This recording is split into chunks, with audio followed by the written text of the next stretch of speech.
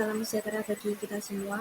Kami dari kelompok struktur belajar akan mempresentasikan hasil dari kelompok kami. Terdiri dari beberapa anggota. Yang pertama, saya Abdillah Kusmawardani 21B10022, Gita Tria Febriana 21B10063, Septa Suprastio 21B10057, Julio April 21B10020, dan Tiara Diva AP 21B10061. Dan terdapat beberapa topik, yaitu bab 3 batang tarik, bab 4 batang tekan, bab 5 komponen struktur lentur. Batang tarik adalah elemen batang pada struktur yang menerima gaya tarik aksial murni dan umumnya terdapat pada struktur rangka batang. Gaya tarik tersebut dikatakan sentris jika garis gaya berimpit dengan garis berat penantang. Batang tarik adalah elemen batang pada struktur yang menerima gaya pendahuluan dijumpai pada banyak struktur jembatan, rangka atap, menara, ikatan angin, dan lain-lain. Efektif dalam memikul beban dapat terdiri atas profil tunggal atau profil tersusun. Contoh profil batang tarik yaitu sebagai berikut gambarnya. Pada struktur jembatan banyak dijumpai batang tarik, bisa WF, profil buatan, dan lain-lain. Nah, berikut merupakan struktur atap dengan rangka batang banyak dijumpai batang tarik, bisa berupa profil siku atau profil T. Penentuan tahanan nominal batang tarik. Tarik dari luas penampang kotor di daerah jauh dari sambungan. Fraktur dari luas penampang efektif pada daerah sambungan. Geser blok pada sambungan.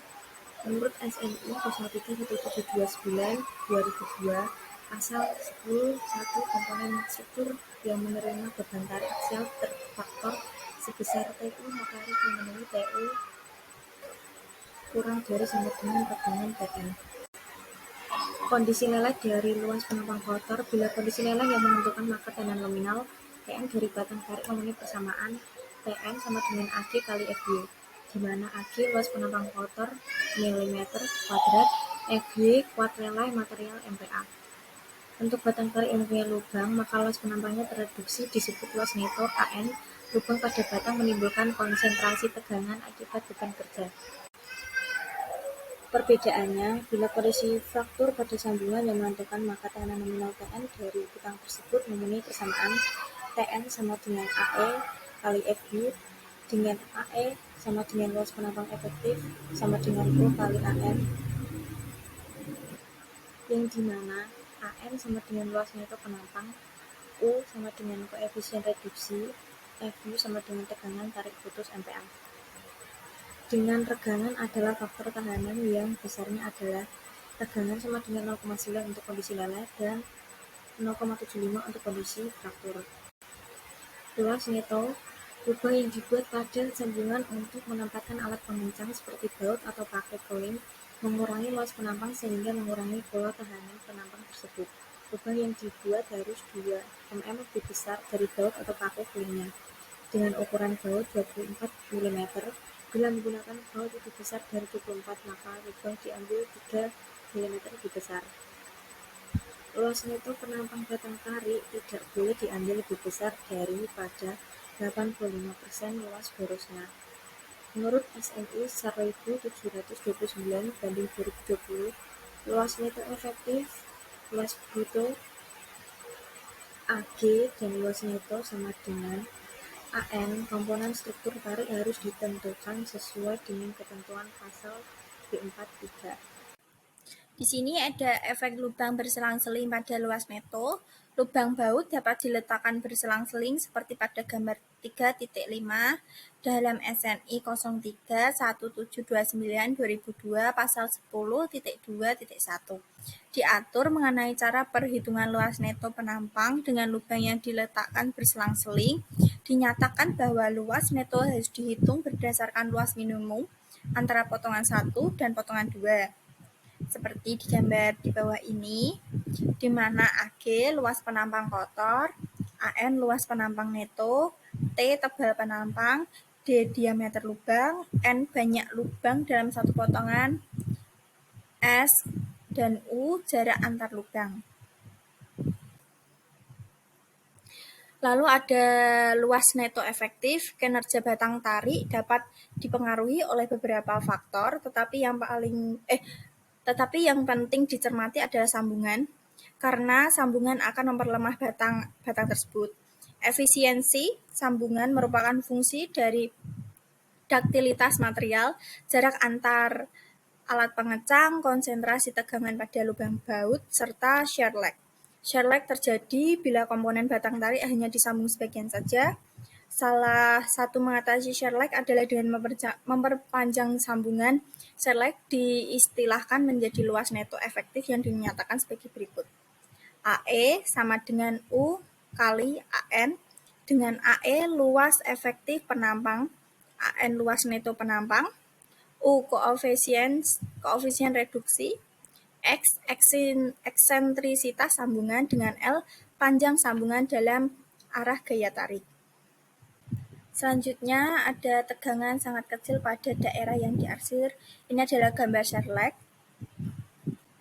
Apabila gaya tarik disalurkan dengan menggunakan alat penyambung las, maka akan ada 3 macam kondisi yang dijumpai, yaitu bila gaya tarik disalurkan hanya oleh las memanjang ke elemen, bukan pelat, atau oleh kombinasi las memanjang dan melintang, maka AE sama dengan AG. Yang kedua, bila gaya tarik disalurkan oleh las melintang saja, AE sama dengan luas penampang yang disambung las dalam kurung U sama dengan 1. 3. Bila gaya tarik disalurkan ke elemen pelat oleh las memanjang sepanjang kedua sisi bagian ujung elemen, sama dengan AE sama dengan U AG. Di sini ada garis berat penampang WF seperti yang digambar di sini. Selain ketentuan di atas, koefisien reduksi U untuk beberapa penampang menurut manual dari ASTM adalah 1, penampang 1 dengan B atau H, 2/3 atau penampang T yang dipotong dari penampang 1, dan sambungan pada plat sayap dengan jumlah baut lebih atau sama dengan 3 buah per baris U sama dengan 0,9. Yang kedua, untuk penampang yang lain dengan jumlah alat pengencang minimal 3 buah per baris U sama dengan 0,85. Yang ketiga, semua penampang dengan banyak baut sama dengan 2 buah, U sama dengan 0,75. Di sini ada contoh pelat dengan ukuran 10 dikali 150 mm dihubungkan dengan pelat berukuran 10 kali 250 mm menggunakan sambungan las seperti pada gambar. Hitunglah tahanan tarik rencana dari struktur tersebut jika mutu baja adalah BC41, FY sama dengan 250 MPa, FU sama dengan 410 MPa, dengan hasil 34,6 ton. Jadi tahanan tarik rencana dari komponen struktur adalah 33,75 ton. Selanjutnya ada geser blok atau block shear. Elemen plat tipis menerima beban tarik dan disambungkan dengan alat pengencang. Tahanan dari komponen tarik tersebut kadang ditentukan oleh kondisi batas sobek atau sering disebut geser blok. Pada gambar di bawah, profil siku yang mengalami sobek pada potongan A, B, C, bagian ini sobek. Geser blok merupakan penjumlahan tarik leleh pada irisan dengan geser fraktur pada irisan lainnya yang saling tegak lurus, dan tahanan nominal tarik dalam keruntuhan geser blok pada persamaan. Geser leleh dikurangi tarik fraktur dalam kurung FU dikali ANT lebih dari 0,6 FU ANF kurung tutup, TN sama dengan 0,6 FY dikali AGV plus FU dikali ANT. Yang kedua ada geser fraktur dikurangi tarik leleh dengan AGV luas kotor akibat geser, AGT luas kotor akibat tarik, ANV luas neto akibat geser, ANT luas neto akibat tarik, FU kuat tarik, dan FY kuat leleh.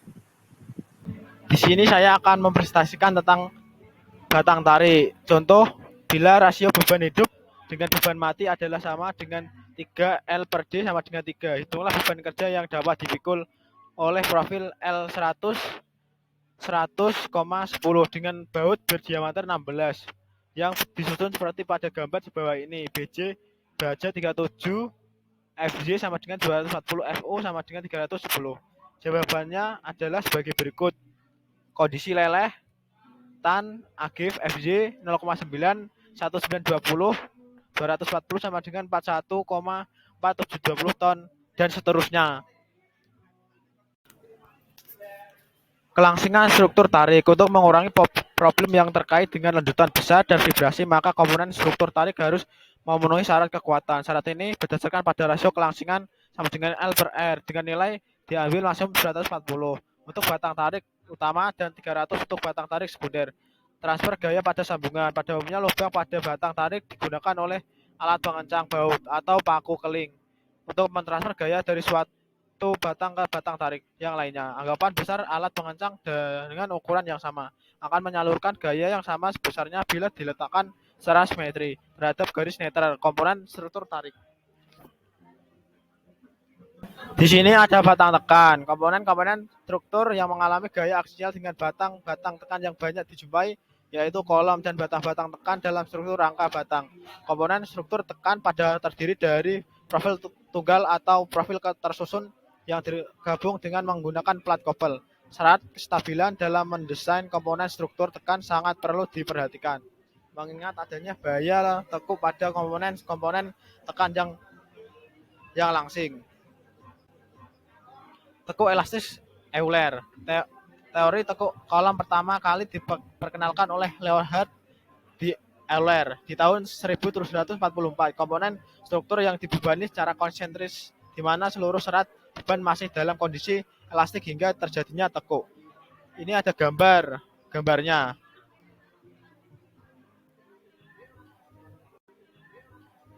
Akibat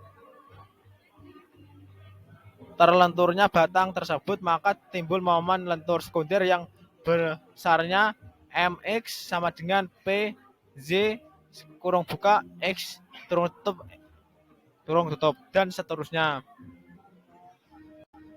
Pendekatan Euler pada umumnya diabaikan dalam desain karena hasilnya tidak sesuai dengan percobaan yang dilakukan. Pendekatan Euler hanya mungkin terjadi bila nilai L lebih besar 100 untuk nilai yang lebih kecil akan terjadi tekuk elastik dan bila nilai L kurang dari 20 maka terjadi leleh pada seluruh penampan. Pada kenyataan keruntuhan kolom yang lebih banyak terjadi akibat tekuk inelastik. Kekuatan kolom. Kolom ideal yang memenuhi persyaratan Euler harus memenuhi anggapan-anggapan sebagai berikut. 1. Kurva hubungan tegangan-tegangan tekan yang sama seluruh penampang. 2. Tidak ada tegangan rasio, tegangan sisa. 3. Kolom benar-benar lurus dan prismatik. 4. Beban bekerja pada titik berat penampang hingga batang melentur. 5. Kondisi tumpuan harus diletakkan secara pasti. 6. Berlakunya teori lanjutan kecil. 7. Tidak ada puntiran pada penampang selama terjadi lentur. Ini adalah rumusnya. P sama dengan P 2E per L per R. A sama dengan F kali A. Dengan E adalah tegangan modulus elastis dan tegangan P per A dan seterusnya. Pengaruh tegangan sisa. Tegangan sisa adalah tegangan yang masih tinggal dalam suatu komponen struktur yang dapat diakibatkan oleh beberapa hal. 1. Proses pendinginan yang tidak merata akibat proses gelas panas. 2. Pengerjaan dingin. 3. Pembuatan lubang atau pemotongan saat fabrikasi. 4. Proses pengelasan. Pada umumnya tegangan sisa banyak dihasilkan akibat proses 1 dan 3. Besarnya tegangan sisa tergantung pada kuat leleh bahan namun tergantung pada dimensi dan konfigurasi penampang karena faktor-faktor tersebut mempengaruhi kecepatan pendinginan. Setelah profil EWF atau profil H dibentuk melalui proses gelas panas maka bagian sayap menjadi lebih tebal dari bagiannya. Kurva kekuatan kolom akibat tegangan sisa. Di sini akibat pengaruh tegangan sisa kurva tegangan seperti diperlihatkan pada gambar di bawah ini 4.2.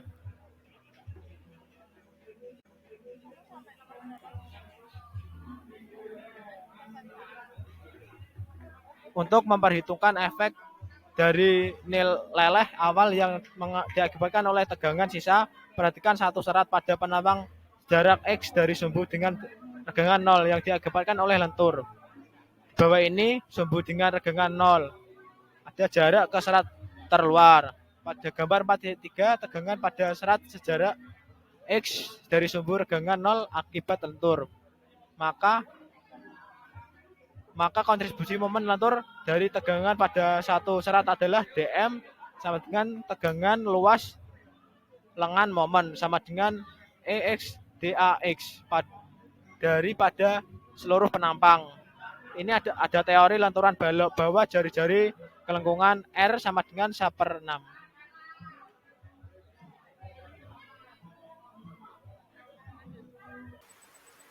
Selanjutnya ada theta sama dengan 1/R sama dengan M E aksen kali I, sehingga E aksen dikali I sama dengan M per theta sama dengan integral A E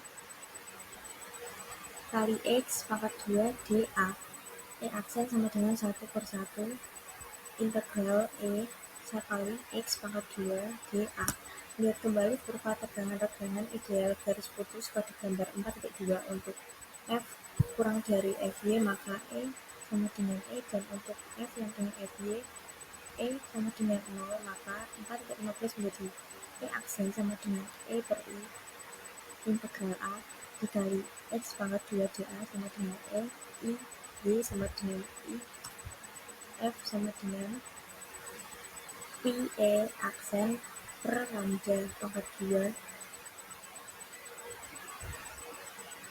Bila tak ada rekanan sisa dalam komponen struktur tekan pada saat I sama dengan I dan F sama dengan F berlaku, F sama dengan Pi kali E per lambda pangkat 2 sama dengan F atau lambda Y sama dengan Pi akar E per F Y. Tahanan tekan nominal. Suatu komponen struktur yang mengalami gaya tekan kometris akibat beban terfaktor MU menurut SNI 03179 2002 pasal 9.1 harus memenuhi N beban terfaktor dan kuat tekan nominal komponen struktur. Tekanan kubis untuk daerah elastik dituliskan sebagai F per F sama dengan Pi pangkat 2E per lambda pangkat 2F sama dengan 1 per X, sehingga lambda sama dengan lambda per Pi akar F per E. Daya dukung nominal M struktur tekan dibilang sebagai berikut. Dengan besar yang telah ditentukan oleh lambda, yaitu untuk lambda kurang dari 0,25 maka sama dengan 1. Untuk 0,25 kurang dari lambda kurang dari 1,2 maka 1,43 per 1,6 dikurangi 0,67. Untuk lambda lebih dari 1,2 maka 1,25 lambda. Selanjutnya panjang tekuk. Kolom dengan kekuatan yang besar terhadap rotasi dan translasi pada ujung-ujungnya, contohnya pertumpuan jepit, akan mampu menahan beban yang lebih besar dibandingkan dengan kolom yang mengalami rotasi, serta translasi pada bagian tumpuan ujungnya, contohnya dalam tumpuan sendi. Selain kondisi tumpuan ujung besar, beban yang dapat diterima oleh suatu komponen struktur tekan juga tergantung dari panjangnya efektif. Semakin kecil panjang efektif suatu komponen struktur tekan, maka semakin kecil pula resikonya terhadap masalah tekuk. Berikut merupakan gambar panjang tekuknya. Panjang efektif itu mempunyai momen sama dengan 0, atau didefinisikan pula sebagai jarak di antara dua titik belok dari keleng. Dalam perhitungan kelangsingan komponen struktur tekan, panjang komponen struktur yang digunakan harus dikalikan suatu faktor panjang tekuk. SNI 03179 2002 pasal 7631 memberikan daftar nilai faktor panjang tekuk untuk berbagai kondisi tumpuan ujung dari suatu kolom. Nilai K ini diperoleh dengan mengasumsikan daftar bahwa kolom tidak mengalami goyangan lalu translasi pada ujung-ujung tumpuannya. Berikut merupakan kurva kaku bergoyang dan tanpa goyangan. Selanjutnya masalah tekuk lokal. Jika penampang melintang suatu komponen struktur tekanan cukup tipis, maka akan ada kemungkinan timbul tekuk lokal. Jika tekuk lokal terjadi, maka komponen-komponen struktur tersebut tidak akan lagi mampu memiliki beban tekan secara penuh, dan ada pula kemungkinan struktur tersebut akan mengalami peruntuhan. Profil WF dengan tebal flange yang tipis cukup rawan terhadap banyak tekuk lokal, sehingga penggunaan profil-profil demikian sebaiknya dihindari.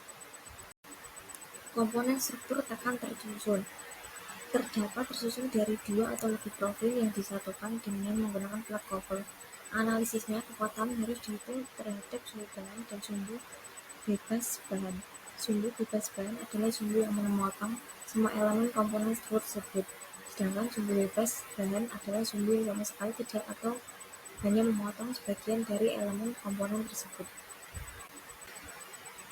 Kelangsungan pada area sumbu bahan sumbu X dihitung dengan lambda K kali L per R, dan pada area sumbu bebas bahan harus dihitung kelangsungan ideal lambda. Lambda sama dengan akar X pangkat 2 plus M per 2 lambda, dan lambda sama dengan K kali L per R, dan lambda sama dengan L per R, dengan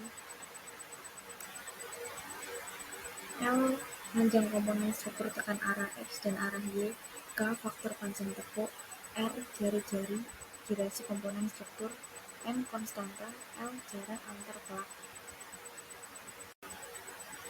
Berikut merupakan gambar-gambar pelak couple. Di sini ada tekuk torsi dan tekuk lentur torsi. Jika sebuah komponen struktur tekan dibebani beban aksial, maka sehingga terjadi tekuk terhadap keseluruhan elemen tersebut bukan tekuk lokal. Maka ada 3 macam, yaitu 1. Tekuk lentur pada umumnya kekuatan komponen struktur dengan beban aksial tekan murni ditentukan dengan tekuk lentur. Hingga kini komponen struktur tekan yang dibahas adalah komponen struktur tekan yang mengalami tekuk lentur. Tekuk lentur mengakibatkan defleksi terhadap sumbu lemah. Yang kedua, tekuk torsi. Mode tekuk ini terjadi adanya punturan dalam sumbu memanjang struktur tekan. Tekuk torsi hanya terjadi pada elemen yang langsing dengan sumbu simetris ganda. Bentuk profil standar hasil gilas panas umumnya tidak mempunyai resiko terhadap tekuk torsi, namun profil yang tersusun dari pelat-pelat tipis harus diperhitungkan terhadap tekuk torsi. Di sini saya akan mengenalkan pada gambar 4.11. A. Menunjukkan sebuah komponen struktur tekan dengan penampang pelintang berbentuk silang. Sedangkan gambar 4.11 B adalah sebuah potongan sepanjang DZ dari komponen struktur tersebut. Pada suatu potongan elemen DA bekerja gaya tekan DA pada awalnya, tegangan gaya yang terjadi adalah seragam pada seluruh panjang elemen. A. Tekuk luntur. B. Tekuk torsi. C. Tekuk luntur torsi. Sebab beban tekan yang bekerja adalah konsentris. Akibat beban yang bekerja akhirnya suatu titik yang terletak jarak Z dari ujung elemen akan tertekuk seperti pada gambar 4.11C. Perpindahan pada titik tersebut dari posisi awalnya adalah sebesar O plus DO. Dari gambar 4.11A diperoleh hubungan dengan F adalah sudut puntir dan R adalah jarak dari pusat geser ke DA. Jumlah momen terhadap sumbu Z dalam gambar 4.9b. DTV sama dengan FR dQ kali DR sama dengan 0. Jumlah pula momen dalam gambar 4.11D. Ada di bawah ini pengertiannya. Balok adalah elemen struktur yang menerima gaya-gaya yang bekerja dalam arah transversal dalam terhadap sumbunya, yang mengakibatkan terjadinya momen lentur dan gaya geser sepanjang bentangnya. Satu balok merupakan elemen struktural yang menyalurkan beban dari plat lantai ke kolom. Sebagai penyangga vertikal, pada umumnya balok dicor secara monolit dengan mempelat dan secara struktural dipasang tulangan di bagian bawah dan bagian atas. Dua hal utama yang dialami oleh balok ialah gaya tekan dan gaya tarik, antara lain karena adanya pengaruh lentur ataupun gaya lateral, yang mana Sx, Sz adalah modulus penampang masing-masing terhadap sumbu X dan sumbu Y. Lx, Lz adalah kemampuan inersial masing-masing terhadap sumbu X dan sumbu Y. CX, CY adalah jarak yang garis netral terhadap serat-serat ekstrim masing-masing terhadap sumbu X dan sumbu Y. Ini ada gambar-gambar yang ada pengertiannya di atas.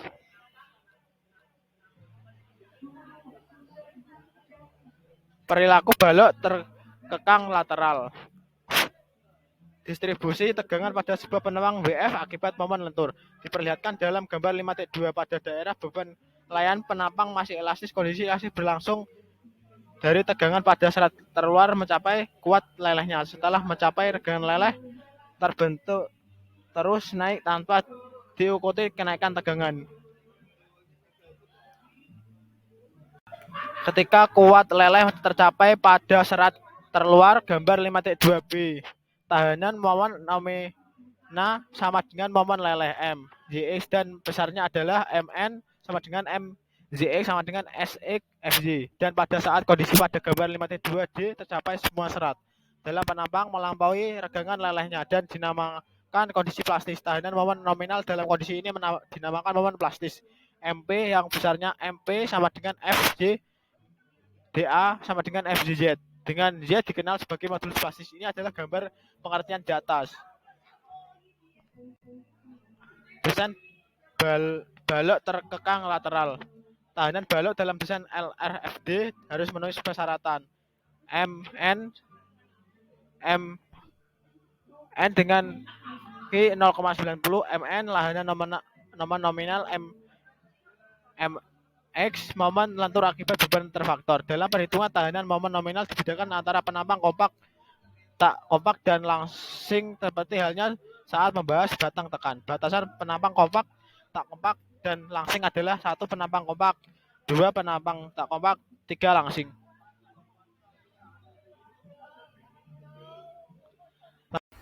Selanjutnya adalah landasan balok. Menurut SNI 03-1729/2002 pasal 6.4.3 membatasi besarnya ledotan yang timbul pada balok. Dalam pasal ini disyaratkan ledotan maksimum untuk balok pemikul dinding atau finishing yang getas adalah sebesar L/360. Sedangkan untuk balok biasa ledotan tidak boleh lebih dari L/240. Pembatasan ini dimaksudkan agar balok memberikan kemampuan layanan yang baik atau serviceability. Besar ledotan pada beberapa jenis beban balok yang umum ditunjukkan sebagai rumus-rumus di bawah berikut.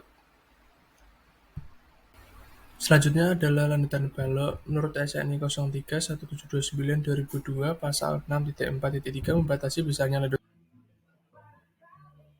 Geser pada penampang gelas.